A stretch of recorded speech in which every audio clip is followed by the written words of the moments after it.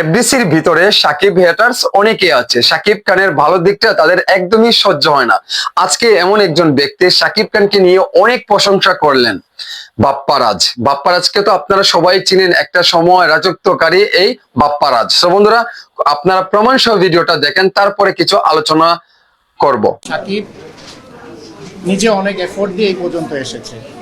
সে আপনারা হয়তো তার আগেরটা জানেন, সে আগে অনেক এমন ছবিও করেছে যেগুলো ছবির মতো না, কিন্তু সে আস্তে আস্তে নিজেকে গড়েছে, এই পজিশনে এনেছে। একটা লোক নিজের চেষ্টায় এই পজিশনে এসেছে, যেটাকে আপনাকে ইগনোর করার মতো কোনো নেই। আপনারা যদি পারতেন, এখন ইন্ডাস্ট্রি অনেকে বলে তো পারলে আর একটা সাকিবকে বানান নেই, ইন্ডাস্ট্রি তো ডাইরেক্টরের অভাব নাই, প্রডিউসারের অভাব নাই, কই তারা তো কিছু পারতেছে না। এটা সম্পূর্ণ ক্রেডিট তারই। সে এখন চুজ করতেছে গল্প, সে এখন টিম রেডি করতেছে, সে সব কিছু করে করে একটা জায়গায় সে আসছে।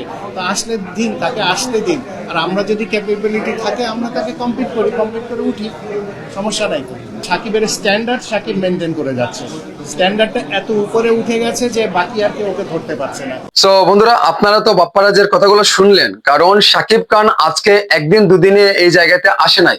সাকিব খান বিগত দিনগুলোতে যে সিনেমাগুলো উপহার দিয়েছে সেগুলো ভালো না লাগলেও এখন যেভাবে সে গড়ে তুলেছে, সাকিব খান একটা টিম তৈরি করেছে। সাকিব খান এখন গল্প বেছে বেছে কাজ করছে। সাকিব খান এখন জানে তার দর্শককে কি ধরনের সিনেমা উপহার দিবে। সাকিব খানকে নিয়ে এত হিংসা করার তো কিছু নাই। সাকিব খান যে কাজ করছে, সাকিব খান অনেক বড় লেভেলের একজন স্টার, অনেক বড় হয়েছে, তাকে এপ্রিশিয়েট করা আমাদের দরকার। কারণ যদি আপনারা পারেন তাহলে সাকিব খান থাকা সত্ত্বে আপনারা আরো একটা সাকিব খান তৈরি করে দেখান। এফডিসির ভিতরে তো অনেক পরিচালক, অনেক প্রযোজক আছে, তারা কি করছে, তারা একটা সাকিব খান বানিয়ে দেখাক। হ্যাঁ, আমার কথা হচ্ছে এটা, আপনারা তো অনেকেই হ্যাডাম দেখান, তাহলে পারলে সাকিব খান একটা তৈরি করে দেখান না। নতুন একটা হিরোকে নিয়ে আপনারা কাজ করেন না, দেখেন না সাকিব খান একটা তৈরি করতে কতদিন লাগে। হ্যাঁ, মান্না ভাই 2008 সালে কিন্তু মারা গিয়েছে, কিন্তু 2006 সালে যখন মান্না ভাইকে টপকিয়ে সাকিব খান আজকে এই জায়গায় আসতে পারে, তাহলে সাকিব খানকে টেক্কা দিয়ে কেউ আসতে পারে না কেন? তাদের কি হেডাম নেই, না তাদের চর্বি জমে গেছে?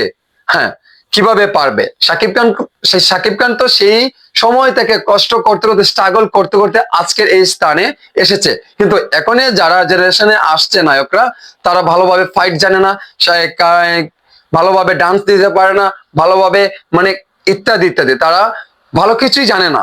আর সাকিব খান যখনই নায়ক হয়েছিল তখন কিন্তু পরিপাটি হয়ে ফাইট বলেন, তারপরে মার্শাল আর্ট শিখেছে, তারপরে নাচ গান সবকিছু কিন্তু জেনে বুঝে কিন্তু আসছে। সাকিব খান কিন্তু হট করে নায়ক বনে যায় নাই। সাকিব খানকে নিয়ে অনেক শ্রম দিয়েছে আজিজ রেজা ভাইয়ের মন্তব্য এগুলা। সাকিব খান আজকে হয় নাই, সাকিব খান হট করে নায়ক হয়ে যায় নাই। সাকিব খান আগে একজন নায়ক হতে হলে পরিপাটি, একজন নায়ক হলে কি কি যোগ্যতা লাগে সেই যোগ্যতা নিয়ে এফডিসির ভিতরে নিয়েছি। কিন্তু এই সাকিব খানকে নিয়ে কিছু কুলাঙ্গাররা সমালোচনা করে, সাকিব খানের ভালো দিকটা তারা দেখতে পারে না। এত এত ভালো সিনেমা উপহার দিচ্ছে, তারপরেও তাদের মনে জায়গা হচ্ছে না। তোদের মনে জায়গা পাক বা নাই পাক, সাকিবিয়ানরা আছে সাকিব খানের পাশে, আর অনেকেই আছে নায়ক নায়িকারা সাকিব খানকে পছন্দ করে, আর কিছু হেটার্স এইরকম থাকবে, ভালোর সাথে খারাপ না থাকলে একটু জমে না। কিন্তু আরো একটা কুলাঙ্গার আছে, তার নাম টাকলা। আমি আপনাদেরকে বলছি, এই টাকলাটা সাকিব খান নিজ হাতে তাকে নিয়ে আসছিল এফডিসির ভিতরে। তার বন্ধু একটা সময় ছিল, কিন্তু এই টাকলা সাকিব খানকে এখন আর সহ্য করতে পারে না। কারণ সাকিব খানে, আমি এই বিষয়টা আমি বলতে চাচ্ছি না, তারপরে আমি কিছু কথা বলি। যখনই মানে পাসওয়ার্ড, আমরা যে মোবাইলে পাসওয়ার্ড দেই, এটা যে সময় করেছে তখন সে প্রযোজনা থেকে করেছে সাকিব খানের এসকে ফিল্মসের, বা সেও ছিল শেয়ারে। কিন্তু তখনই পারিশ্রমিক তো দিতে হবে, মানে প্রযোজনা থেকে করলে বলে কি আমার পারিশ্রমিক দিতে হবে না, এই পারিশ্রমিক নিয়ে একটা দ্বন্দ্ব লেগেছিল মেবি।